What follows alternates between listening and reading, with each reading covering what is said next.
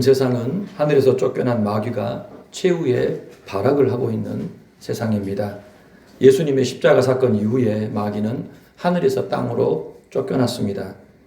자기 때가 얼마 남지 않은 것을 알고 교회를 향한 이 극도의 증오심 속에서 교회를 진멸하려 공격하고 있습니다. 그 모든 세찬 공격에도 불구하고 교회가 살아남고 건재한 것을 보고서 두 짐승을 불러냈습니다. 적그리스도와 거짓 선지자입니다.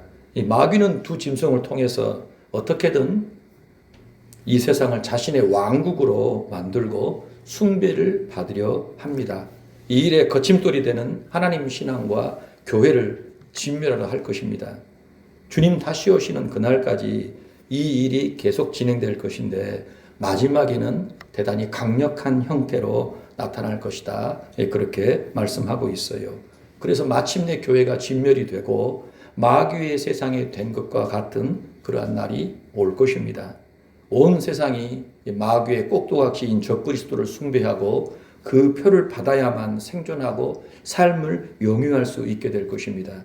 이 적그리스도를 숭배하지 않고 그 표를 받지 않는 교회와 성도는 극심한 환난을 겪고 순교할 것입니다. 그러나 짐승 숭배를 거부하고 그 표를 받지 않는 교회와 성도는 하늘에 올라가 하나님의 보좌 앞에서 오직 그들만이 부를 수 있는 승리의 찬송을 하나님께 부를 것입니다. 찬란하고 영원한 그 하늘의 영광에 영원히 참여할 것입니다. 오늘 저와 여러분이 이 땅에서 거룩한 영적인 전쟁에 참여하고 마침내 그 하늘의 영광을 누릴 14만 4천입니다. 아멘. 우리 신앙의 정체성, 이 사명을 견고히 하는 저와 여러분 모두가 되기를 주의 이름으로 축복합니다. 오늘은 새 천사가 전하는 메시지와 그 후에 이 땅에서 이루어질 추수에 대한 말씀을 나누겠습니다. 본문을 보시면 6절부터 13절까지는요.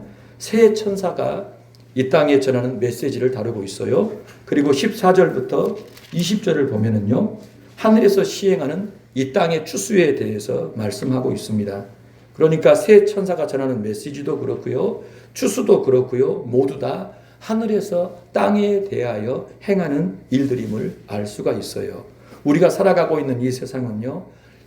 하나님이 계신 그 하늘과 밀접한 관련 속에서 진행되고 있다는 사실을 절대 잊어서는 안 됩니다. 우리 눈에 안 보인다라고 해서 하나님이 계시지 않고 하나님이 계신 그 나라가 없고 또 하나님께서 행하시는 일들이 없다. 우리와는 무관하다라고 생각하면 큰 오산이고 착각입니다. 늘 하나님 앞에 살아가는 저와 여러분이 되어야 할 것입니다. 하늘의 주파수를 정확히 맞추고 따라 살아야 될 줄로 믿습니다. 고린도후서 5장으로 가보겠습니다. 자, 고린도후서 5장으로 가보시기 바랍니다. 예, 찾으셔야 합니다. 고린도후서 5장 1절에서 5절까지 같이 한번 읽어보겠습니다. 고린도후서 5장 1절에서 5절입니다. 만일 땅에 있는 우리의 장막집이 무너지면 하나님께서 지으신 집 곧 손으로 지은 것이 아니요 하늘에 있는 영원한 집이 우리에게 있는 줄 아느니라.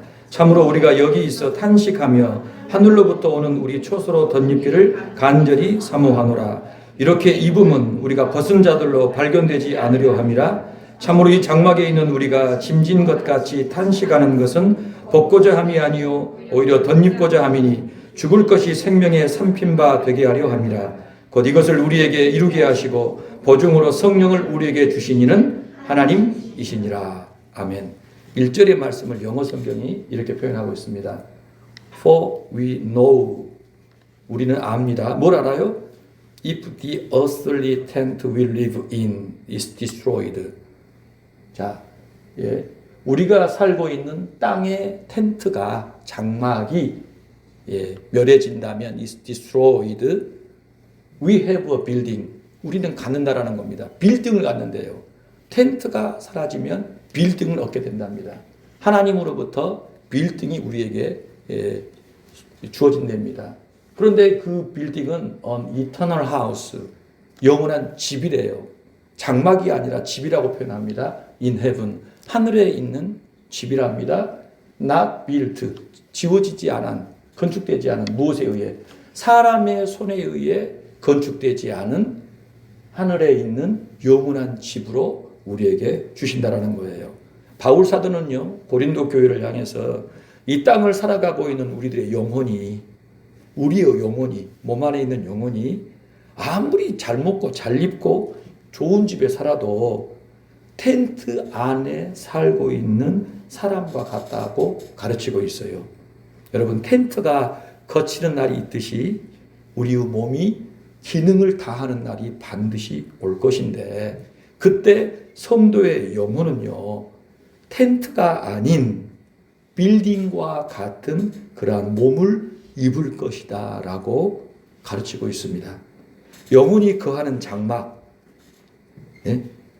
그 텐트가 우리의 몸인데요, 하나님께서는 우리를 위해서 빌딩, 영원한 집으로 부활의 몸을 약속하셨다, 그렇게 가르치고 있는 거예요. 아멘. 여러분, 이 사실을 굳게 견지하시고 믿음 생활을 해야 합니다. 하늘의 주파수를 잘 맞추고 그 음성을 듣고 민감하게 반응하며 따라 살아야만이 우리가 그 하늘의 영광에 무사히 안착할 수 있다라는 사실이에요. 그래서 우리의 영혼이 지금 텐트를 입고 있지만, 텐트 안에 들어가 살고 있지만, 이 텐트가 거치듯이 우리가 이제 주님 앞에 설 텐데, 그때 우리 주님은 빌딩을, 영원한 집을 입혀주실 것이다, 그렇게 약속하셨어요. 그래서 이 땅에 소망 두지 마시고, 육체의 소망을 두지 마시고 영혼의 소망을 따라 삶을 진행하시기를 주의 이름으로 축복합니다. 자, 오늘 본문 6절부터 11절 다시 한번 읽어보겠습니다.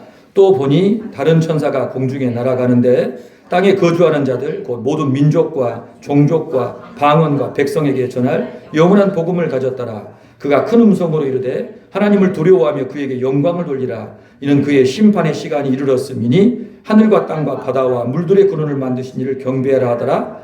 또 다른 천사 둘째가 그 뒤를 따라 말하되 무너졌도다 무너졌도다 큰 성 바벨론이여 모든 나라에게 그의 음행으로 말미암아 진노의 포도주를 먹이던 자도라 하더라. 또 다른 천사 곧 셋째가 그 뒤를 따라 큰 음성으로 이르되 만일 누구든지 짐승과 그 우상에게 경배하고 이마이나 손에 표를 받으면 그도 하나님의 진노의 포도주를 마시리니 그 진노의 잔에 섞인 것이 없이 부은 포도주라. 거룩한 천사들 앞과 어린 양 앞에서 불과 유황으로 고난을 받으리니 그 고난의 연기가 세세토록 올라가리로다. 짐승과 그의 우상에게 경배하고 그의 이름에 표를 받는 자는 누구든지 밤낮 쉼을 얻지 못하리라 하더라. 방금 읽은 내용이 무슨 내용이죠? 하늘에서요, 새 천사가 파송을 받았어요.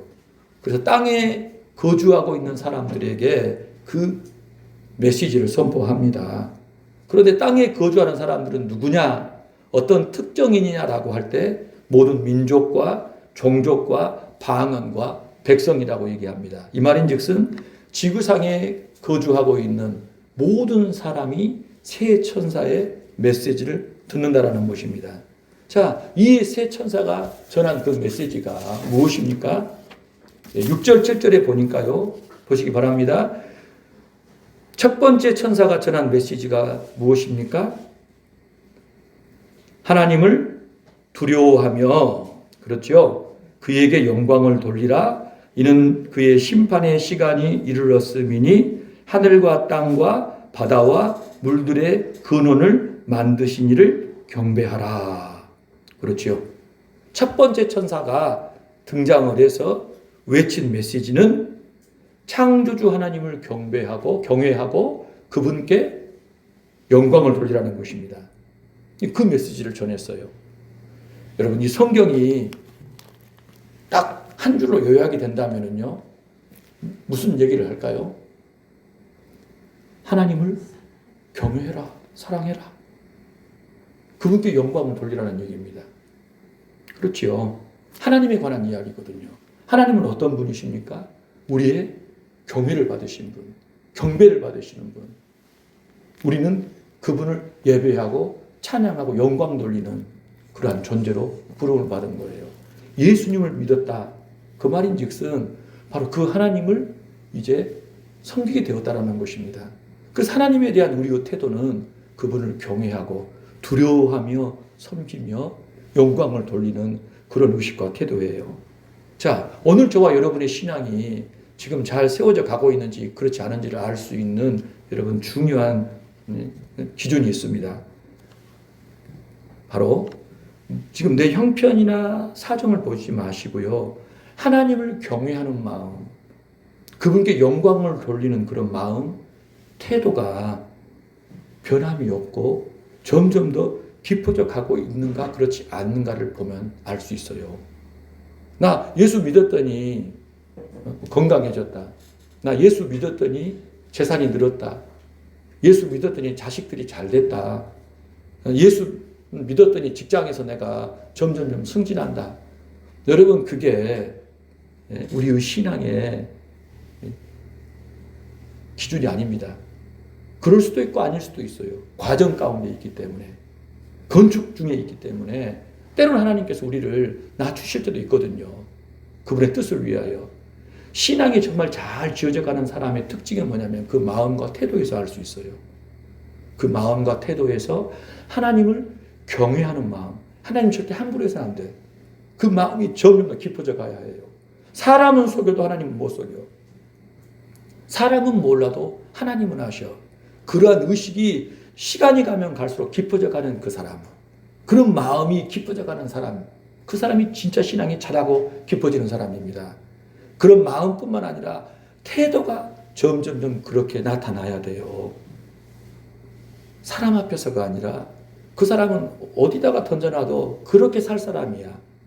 보이지 않는 하나님을 섬기는 사람이라는 것을 그 삶 속에서 그대로 구현해내는 사람이라는 거예요. 저는 개인적으로 우리 주안의 교회 성도들이 그 신앙으로 깊어지시기를 원합니다. 그걸 위해 기도하고 있어요. 바로 이 신앙이 14만 4천의 신앙인 줄 믿습니다. 눈에 보이는 것들, 건강, 재산, 승진, 등등의 것들 연연하지 마시고요. 주시면 감사하고 하나님께 영광이지만 거둬가셔도 그만 못해도 저는 주님의 은혜에 감사하며 찬양합니다라는 의식이 깊어지시기를 주의 이름으로 축복합니다. 아멘. 자, 우리 함께 8절을 읽어봅시다. 또 다른 천사 그 둘째가 그 뒤를 따라 말하되 무너졌도다 무너졌도다 큰 성 바벨론이여 모든 나라에서 그의 음행으로 말미암아 진노의 포도주를 먹이던 자로다 하르다라. 여러분, 두 번째 천사는요, 큰 성 바벨론이 무너졌다라고 반복해서 외치고 있습니다. 바벨론의 멸망이라고 하는 그 미래가 이미 이루어지는 일을 보는 것처럼 과거형으로 표현하고 있잖아요. 그렇지요. 바벨론의 그 멸망이라는 것이 앞으로 다가올 일이거든요. 미래에 있을 일이잖아요. 근데 그 일을 천사는 이미 이루어진 것이냐 과거 형태로 표현하고 있다는 것입니다. 왜 그럴까요? 하나님께서는 시간이 없어요. 하나님께는 시간이 없는 거예요. 그래서 저와 여러분은요, 하나님 말씀에 대해 확신을 갖되 하나님이 말씀하신 것은 지금 이루어지지 않아서도 반드시 이루어진다라고 하는 확신을 가져야 하는 겁니다. 아멘. 바벨론의 멸망은 기정사실이에요. 우리는 설마 언제나 그렇게 생각할 수 있지만 하나님께서는 이미 이루어진 일로 과거 형태로 쓰시고 우리에게 그 사실을 기억하여 시간 속에서 하나님의 그 시간에 따라 삶을 진행하는 거예요. 멸망할 그 바벨론 쳐다보면서 쫓아가지 말고 하나님의 나라를 향해 길을 틀어서 올곧게 진행하라고 가르치고 있다는 사실입니다. 여러분, 큰 성 바벨론이 왜 무너지게 된 것입니까? 모든 나라들로 하여금 음행의 진노의 포도주를 마시게 했기 때문에. 그러니까요, 이 큰 성 바벨론이 지구상에 존재하는 모든 나라들로 하여금 음행에 빠지게 한 겁니다. 성경에서 음행이라고 하는 것은 하나님이 아닌 다른 대상을 하나님처럼 섬기는 걸 얘기해요. 그 영적 음행뿐만 아니라 육체적인 음행도 등장을 합니다. 바벨론이 그 짓을 한 거예요. 그러니 하나님이 어떻게 하셨을까요? 진노의 포도주를 그 나라들에 쏟았다라는 것입니다. 그러니까 그 음행의 장본인이 누굽니까? 모든 나라들을 그렇게 망하게 만든 원흉 장본인이 누구라는 얘기예요? 큰 성 바벨론이라는 거예요. 하나님이 더는 참지 아니하시고 큰 성 바벨론에 대하여 이제 무너지게 하시겠다라는 거예요. 그를 멸망시키겠다라고 말씀하시는 것입니다. 여러분, 그러면 궁금하잖아요. 큰 성 바벨론이 뭐예요, 목사님? 하는 그런 마음이 들어야 정상적이겠죠. 바벨론이 등장하는 첫 이야기는 우리가 잘 알듯이 창세기 11장에 나옵니다. 하나님이 물로 세상을 심판하셨어요. 다시 노아로부터 인류가 시작이 됩니다. 그런데 가다가 집단으로 하나님을 대적하여 반기를 든 사건이 등장합니다. 바로 그 사건이 뭐예요? 하나님을 정면으로 거스르고 하늘에까지 자신들의 이름을 내겠다라고 뜻을 거역하고 맞선 그 사건이 바벨탑 사건입니다. 바로 그곳이 어디예요? 신할 평지의 바벨론이라는 땅입니다. 하나님께서는 언어를 혼잡케 하셔서 흩어버리셨어요. 그들로 하여금 온 땅이 흩어져서 하나님의 뜻을 이루도록 하셨는데 여전히 그 땅에 남아서요, 모든 나라와 모든 민족에 영향력을 행사하는 이 바벨탑의 주동자들이 그들이 가진 우상 숭배와 타락한 사고들을 계속 확장하면서 인류를 향하여 퍼뜨려 왔던 사실을 저와 여러분 알아야 되는 거예요. 그러니까요, 죄인인 인간은요, 특징이 있어요. 바벨탑을 지향해요. 권력을 가진 자에 의해서 뭉치려 들고요. 권력을 가진 사람들은 자기 권력을 하늘에까지 올리기 위해 하나님처럼 되기 위하여 사용하는 겁니다. 모든 것을 동원해서 성을 쌓고 자기들이 세상을 이루려고 하는 특징을 가져요. 아, 죄인인 인간은 바벨론을 지향하는구나. 세상은 점점 더 큰 성 바벨론으로 바뀌어가겠구나. 창세기 11장에 하나님께서 심판하신 그 모습으로 세상은 깊어져 가겠구나. 마귀가 마지막에 그런 인물, 세력을 동원해서 그러한 세상을 만들어내겠구나. 이 일에는 모든 나라, 모든 민족이, 모든 종족이, 백성이, 방언이 다 참여하여 가담할 것이구나. 새롭게 시작한 그 노아, 그 후손들이 그 일을 벌였던 것처럼 예수 그리스도의 재림 직전에 바로 그 세상이 이루어질 것이라는 거예요. 이 역사는 그 방향으로 갑니다. 이 마귀는 지금 그 일을 위하여 전 세계를 주무르고 있는 것입니다. 저와 여러분은 하늘에 속한 자들로 분별력을 갖추고 우리가 가야 할 길이 무엇인지, 하나님 앞에 어떻게 서서 행해야 될지를 판단하여 행해야 될 것입니다. 자, 에레미야서 51장 찾아보겠습니다. 에레미야서 51장 7절에서 9절입니다.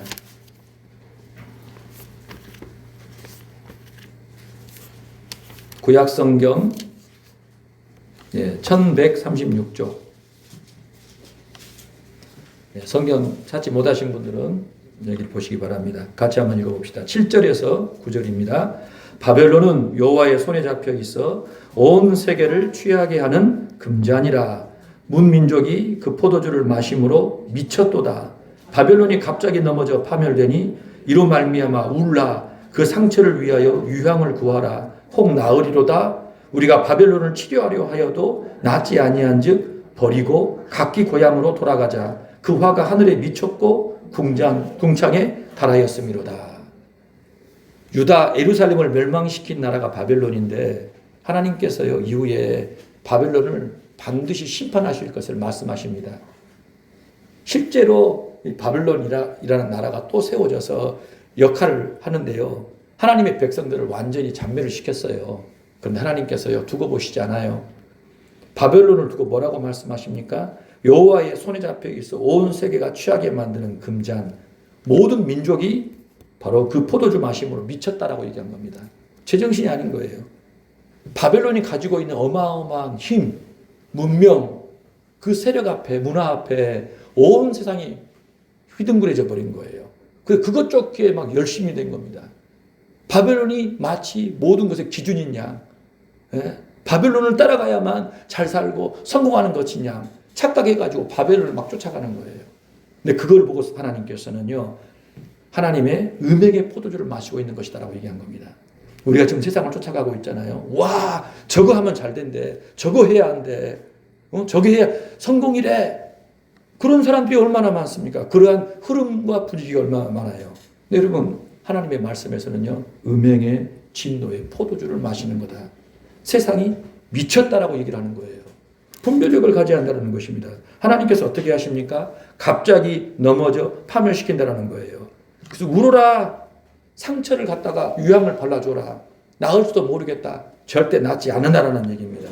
치료하려 해도 낫지 않은지 어떻게 한다? 버리고 돌아가자. 네? 왜요? 바벨론의 그 죄에 대한 하나님의 화가 하늘에 미쳤고 궁창에 달았다는 거예요. 하늘 궁창에까지 가득한 그 죄를 지었기 때문에 하나님께서 그렇게 멸하신다라고 예언케 하신 겁니다. 실제로 예언이 이루어졌죠. 다니엘서 5장으로 보겠습니다. 자, 여기 볼까요? 찾지 마십시오. 이걸 보시면 다니엘서 5장에 나와 있는 내용인데 이 바벨론의 마지막 왕이 벨사살이에요. 느부갓네살의 손자입니다. 근데 이 사람이 바벨론이 멸망하는 밤에 했던 일이 뭐냐면 술에 취했어요. 그런데 그 술잔이 뭐였냐면 하나님 성전에서 가지고 온 그 잔들이었습니다. 여자들과 신하들과 함께 모여가지고 사람을 다 불러놓고 하나님의 성전의 술잔에다가 술 따라서 마시면서 금은동 그리고 돌로 만든 신들을 찬양한 거예요. 그렇게 정신을 술 먹고 흥청망청해 있는 상황에 벽에 손이 나타나가지고 글을 쓴 겁니다. 왕이 마주 볼 수 있는 자리에. 해석할 수가 없어요. 얼마나 여러분 시급한 상황입니까? 그래서 박수들을 다 동원하는데 다 못한다는 거예요. 그래서 팽시켰던 다니엘을 불러온 겁니다. 다니엘이 와가지고 왕 앞에 섭니다. 내가 니한테 이게 다 줄게. 이거 해석해줘. 아니요, 안 주셔도 괜찮아요. 슬픔의 기색을 띤 다니엘이 그 글을 해석해 준 거예요. 메네 메네 데겔 우바르신입니다. 그 말이 무슨 내용입니까? 예, 하나님께서 왕을 저울에 달아보니 부족함이 보였습니다. 그리고 하나님께서 왕의 나라를 세워서 끝나게 하셨습니다. 저울에 달아보시니 그 부족함이 드러나 버렸습니다. 이제 하나님께서 왕의 나라를 나누어서 메대와 바사 사람에게 줄 것입니다. 왕이 무릎을 칩니다. 그리고 약속했던 모든 권력을 그리고 의복과 영광을 다니엘에게 줘요. 그런데 여러분 그날 밤 뭐라고 나와 있어요? 마지막 절에 그날 밤에 갈대아 왕 벨사살이 죽임을 당하였고 메대 사람 다리오가 나라를 얻었는데 그때 다리오는 62세였더라. 그러니까 자기가 죽을 줄 모르고 나라가 그것으로 끝날 줄 모르고 영원할 것처럼 더 갈 것처럼 착각하다가 술에 빠져 있다가 하나님 앞에 큰 범죄를 저지르고 그렇게 끝나버린 거예요. 더 이상 기회를 얻지 못했던 것입니다. 하나님께서 바벨론을 패하시고 메대와 바사로 이어가게 하셨던 거예요. 여러분 사도 요한이 살았던 그 시대는요. 로마 시대였어요. 요한을 비롯한 그 시대 그리스도인들은요. 그 로마 하나님을 대적하고 교회를 박해하는 로마를 바벨론이라고 불렀습니다. 신약 성경을 보면요. 베드로도 그렇고 바울도 그렇고 바벨론이라고 표현한 거예요. 왜요? 바벨론 멸망했는데 왜 바벨론이 또 나오냐? 성격이 그와 같다라는 거예요. 하나님을 적극적으로 공개적으로 대적하고 교회를 박해하는 그 세력은 바벨론이에요. 바벨론. 마찬가지로 오늘 이 시대에도요. 하나님을 대적하고 그분의 교회를 박해하는 이 세상을 우리는요. 바벨론이라고 표현하고 있어요. 특별히 요한계시록에서요. 바벨론은 마귀와 두 짐승에 의해 미혹이 된 세상을 의미합니다. 근데 그 세상은요. 온갖 우상 숭배, 타락, 불법, 부정, 성적인 범죄로 가득했어요. 하나님께서 그 바벨론을 향하여 심히 진노하셨고 마침내 심판하십니다.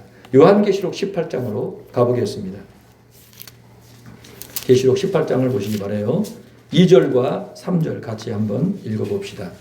요한계시록 18장 2절 3절입니다. 힘찬 음성으로 외쳐 이르되 무너졌도다 무너졌도다 큰 성 바벨론이여 귀신의 처소와 각종 더러운 영이 모이는 곳과 각종 더럽고 가증한 새들이 모이는 곳이 되었도다. 그 음행의 진노의 포도주로 말미암아 만국이 무너졌으며 또 땅의 왕들이 그와 더불어 음행하였으며 땅의 상인들도 그 사치의 세력으로 치부하였도다 하더라. 마귀와 두 짐승을 따르는 바벨론은 반드시 멸망할 것입니다. 그의 화려함과 그 영광은 하나님의 진노를 계속 쌓고 있는 시간이라는 거예요. 그래서 하나님께서 심판을 시작하시면 철저하고도 완전하게 심판하신다. 그렇게 말씀하셨습니다. 자, 오늘 본문 14장 9절부터 11절 읽어보겠습니다. 또 다른 천사 곧 셋째가 그들을 따라 큰 음성으로 이르되 만일 누구든지 짐승과 그의 우상에게 경배하고 이마에나 손에 표를 받으면 곧 하나님의 진노의 포도주를 마시리니 그 진노의 잔에 섞인 것이 없이 부은 포도주라. 거룩한 천사들 앞과 어린 양 앞에서 불과 유황으로 고난을 받으리니 고난의 연기가 세세토록 올라가리로다. 짐승과 그의 우상에게 경배하고 그의 이름표를 받는 자는 밤낮 쉼을 얻지 못하리라 하더라. 자, 세 번째 천사는 짐승에게 경배하고 이름표 받는 사람들에 대한 하나님의 심판을 이야기합니다. 여러분, 그 사람은요 하나님의 진노의 포도주를 마시게 되는데요, 그 포도주가 물에 타질 않는다는 거예요. 희석시키지 않은 하나님의 진노가 그대로 다 담겨있는 그 포도주잔을 마신다는 겁니다. 그러니까 하나님의 진노를 가감없이 완전히 다 받는다는 겁니다. 그런 형벌을 받을 터인데 쉼이 있어요, 없어요? 쉼이 없다라고 얘기합니다. 밤낮 쉼을 얻지 못한다라고 얘기하는 거예요. 그 사람이 누구더라도, 이 세상에서 어떤 사람이라도, 남녀노소 빈부 귀천을 막론하고 어떤 사람이든지 짐승을 숭배하고 그 이름표 받는 사람은 불과 유황으로 불타는 형벌을 영원히 쉼없이 받을 것입니다. 여러분, 인생은 영원하지 않잖아요. 그렇지요. 저를 보시기 바라요. 지금 계신 분이 있고 이전에 계시던 분이 계시잖아요. 자기 사는 날 동안 짐승을 숭배하고 그 표를 받는 사람은 어디에 있을까요? 지금 하나님의 그 심판에 참여하게 된 겁니다. 적그리스도와 그리스도냐는 예수님 재림 직전에만 오는 것이 아니라 주님이 오실 때까지 계속 출현하고 나타납니다. 사람은 자기가 살 동안에 선택하고 판단해야 한다는 거예요. 예수를 믿고 죄사함 받아 하나님의 그 이름이 그 이마에 기록이 되어 하나님의 백성으로 삶을 살든지, 그거 끝까지 고집하고 죄를 짓고 결국엔 짐승의 낙인, 마귀의 낙인이 찍힌 인생으로 살다가 생을 마감할지, 여러분 그것을 분별하는 것입니다. 12절과 13절 읽어봅시다. 성도들의 인내가 여기 있나니 그들은 하나님의 계명과 예수에 대한 믿음을 지키는 자니라. 또 내가 들으니 하늘에서 음성이 나서 이르되 기록하라. 지금 이후로 주 안에서 죽는 자들은 복이 있도다 하시매 성령이 이르시되 그러하다 그들이 수고를 거치고 시련이 있는 그들의 행한 일이 따름이라 하시더라. 짐승 숭배하고 이름표를 받는 사람들이 쉼없는 영원한 형벌을 받는다라는 선포가 있었지요. 이와는 대조적으로 주 안에서 죽은 성도는 복이 있다라고 하는 하늘의 음성이 들립니다. 그리고요, 바로 그 사람들이 모든 수고를 거치고 쉼을 얻는다라고 하는 누구의 음성이 있어요? 성령님의 음성이 또 있는 거예요. 그러니까 신앙적인 선택을 한 그 사람이 영원한 그 영광에 참여한다, 안식에 참여한다라고 하는 것을 세 번째 천사가 얘기를 하고, 또 누가요? 하늘에서 신이 음성으로 들리고 성령님께서 그것을 확증하셨다라는 사실입니다. 할렐루야. 아멘. 하나님의 인침받은 사람은요, 어떤 경우에라도 짐승을 숭배하지 않습니다. 그 이름표를 받지 않아요. 그런데 하나님의 인침을 받지 못한 사람은요, 결국 어때요? 하나님의 인침을 받지 못한 사람은 결국에는 짐승을 숭배하고 그 표를 받게 된다는 것입니다. 그게 어쩔 수 없는 거예요. 세상이 그렇게 호락호락하지 않아요. 세상은 하나님이 정하신 대로 가게끔 되어 있어요. 하나님 그분의 인침을 받아 하나님의 백성으로 살든지 고집하며 가다가 결국 마귀의 소유에 그 낙인이 찍혀서 멸망에 들어가든지 그렇게 말씀하시는 것입니다. 자, 14절부터 20절을 보겠습니다. 자, 14절부터 20절까지는요, 땅에서 이루어질 추수를 두 번에 걸쳐서 설명하고 있죠. 14절부터 20절을 보시기 바라요. 자, 그 추수는 어떤 이야기가 나와 있어요? 곡식에 대한 추수죠. 곡식. 그렇죠? 자, 그리고 17절부터 20절에서는요, 포도 수확에 대한 이야기죠. 그렇지요? 자, 포도를 수확했는데 수확한 포도를 어떻게 하고 있습니까? 포도즙 틀에 넣지요. 그리고 발로 밟는 거예요. 그러니까 지금 이 두 가지의 추수는요, 결국 뭔 얘기를 하고 있냐면 이 땅을 살아가는 그 인생들의 최후에 대해서 이야기를 하고 있는 것입니다. 자, 마태복음 3장을 볼까요? 우리 같이 한번 읽어봅시다. 시작. 그는 성령과 불로 너희에게 세례를 베푸실 것이요 손에 키를 들고 자기의 타작마당을 정하게 하사 알곡은 모아 곳간에 들이고 쭉정이는 꺼지지 않는 불에 태우시리라. 여자가 낳은 사람 중에서 이 사람보다 위대한 사람이 없다라고 주님이 친히 말씀하신 세례 요한이 증언한 내용입니다. 이 뭐라고 얘기했냐면은 예수 그리스도가 성령과 불로 인생을 가르신답니다. 성령 세례 받을 사람이 있고 불 세례를 받을 사람이 있다라는 거예요. 그분에 의해서 인생은 성령 세례 받아 알곡이 되든지 불 세례를 받아 영원한 불못에 들어가든지 할 거라는 거예요. 지금 그 얘기를 세례 요한이 증언했어요. 그럼 이 증언에 대해서 예수님은 또 어떻게 반응하셨을까? 13장으로 가볼까요? 자, 천천히 한번 읽어봅시다. 대답하여 이르시되 좋은 씨를 뿌리는 이는 인자요 밭은 세상이요 좋은 씨는 천국의 아들들이요 가라지는 악한 자의 아들들이요 가라지를 뿌리는 원수는 마귀요 추수 때는 세상 끝이요 추수꾼은 천사들이니 그런즉 가라지를 거두어 불에 사르는 것 같이 세상 끝에도 그러하리라. 인자가 그 천사들을 보내리니 그들이 그 나라에서 모두 넘어지게 하는 것과 불법을 행하는 자들을 거두어내어 풀무불에 던져 넣으리니 거기서 울며 이를 갈게 되리라. 그때 의인들은 자기 아버지 나라에서 해와 같이 빛나리라. 귀 있는 자는 들으라. 곡식 추수는요, 결국 알곡과 가라지를 구분해 가지고 알곡은 곡간으로, 가라지는 꺼지지 않는 불로 집어넣는 겁니다. 직행한다라는 얘기입니다. 그래서 알곡과 가라지의 차이, 이 최종 운명이 뭡니까? 추수 때 결정이 되는 거예요. 추수 때.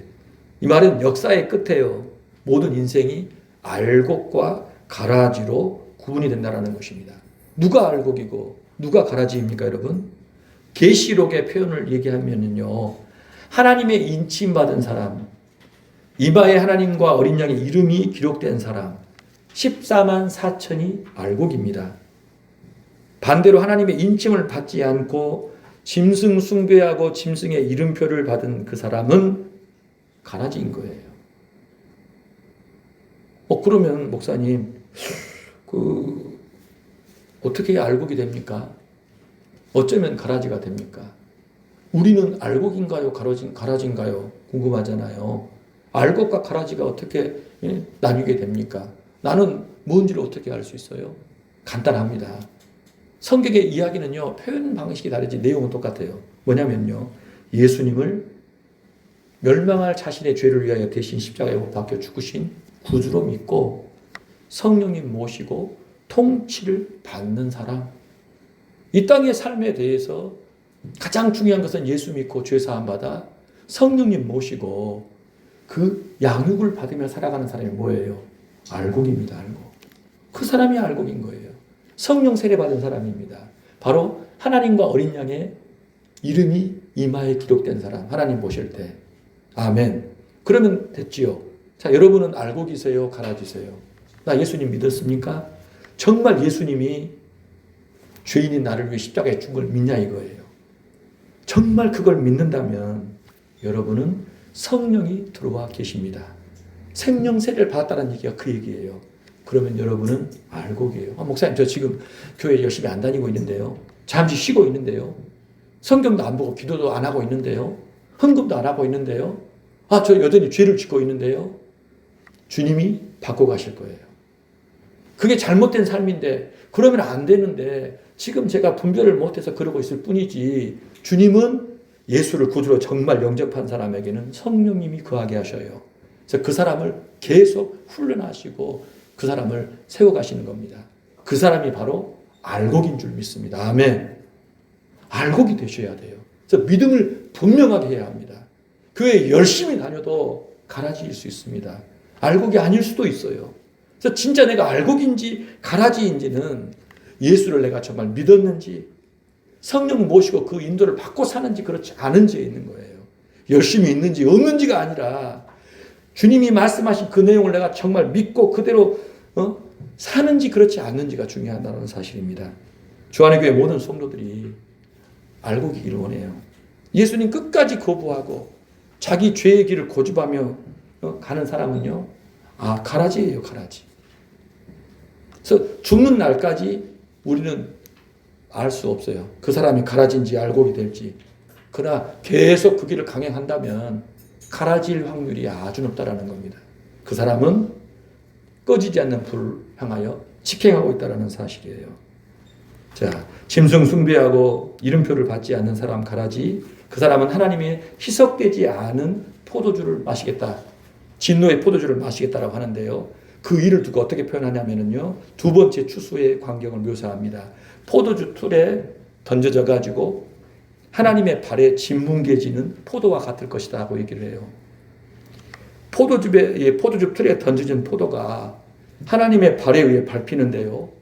포도즙이 되어가지고 나오는 거예요.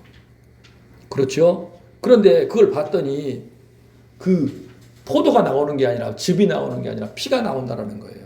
하나님 보실 때 그 악인들이 짓밟혀서 피를 쏟는데 그 피가요. 자그마치 1600 스타디온, 1스타디온이 약 192m 정도 된다고 합니다. 그러니까 300km가 넘어요. 광주에서부터 서울까지 거리. 그런데 여러분 그 피가 어느 정도의 높이로 흘러 넘치냐면요. 말 굴레. 말 목에다가 뭘 매달아 놓잖아요. 그러니까 말이 이렇게 딱 서 있으면은 그 목에까지 피가 흐르고 넘쳐서 피가 그 광주에서 서울만큼 사방으로 퍼졌다라는 거예요. 그러니까 얼마나 많은 악인들이 그 진노의 포도즙 틀에 들어가서 하나님에 의해 짓뭉개지는지 그 피가 어느 정도로 많이 쏟아지는지를 얘기하고 있는 겁니다. 1600 스타디온이라는 말은 사실은요. 땅의 전체를 의미하고 있는 거예요. 그만큼 하나님의 진노가 완전하고도 철저하게 이루어질 것을 성경이 증언하고 있습니다. 이러니 여러분, 저와 여러분은요. 알곡이 되어야 합니까? 가라지가 되어야 합니까? 알곡이 되어야 해요. 두말할 필요가 없어요. 알곡의 대열에 서 있어야 합니다. 줄 잘 서야 합니다. 알곡 대열에 서 있어야 돼요. 그래서 알곡의 대열의 그 기준이 뭡니까? 예수 믿고 성령 모시고 그 인도 따라 사는 것. 부족하고 연약해도 자꾸 넘어져도 그 길에 서 있어야 돼요. 그 길에 서 있어야 합니다. 점점 더 알곡답게 살아가야 되는 것입니다. 그 사랑하시는 성도 여러분, 어떻게 살아야 잘 사는 인생입니까? 더 나은 삶을 위해, 행복한 오늘과 미래를 위해서 뭘 선택을 해야 되는 거예요? 어찌하면 자유롭고 행복한 인생, 그 시간들을 보낼 수 있을까요? 나도 자유롭고 행복하고 너무너무 좋고 함께 사는 가족들도 행복하고 좋고 나와 함께 이 힘들고 거칠은 험난한 일들을 감당하며 끙끙대며 살아가는 사람들도 행복하고 좋을 수 있는 삶은 어디 있습니까, 여러분? 그 삶을 어디서 찾을 수 있냐 이거예요. 간단합니다. 성경의 말씀에 귀를 기울이시기 바라요. 예수님 내 구주로 확실하게 믿고 성령님 모셔서 그분의 통치를 받으면 됩니다. 내가 주인 되어서 내 마음대로 하는 것이 아니라 주님이 내 안에 계셔서 나를 끌어가는 삶을 살면 돼요.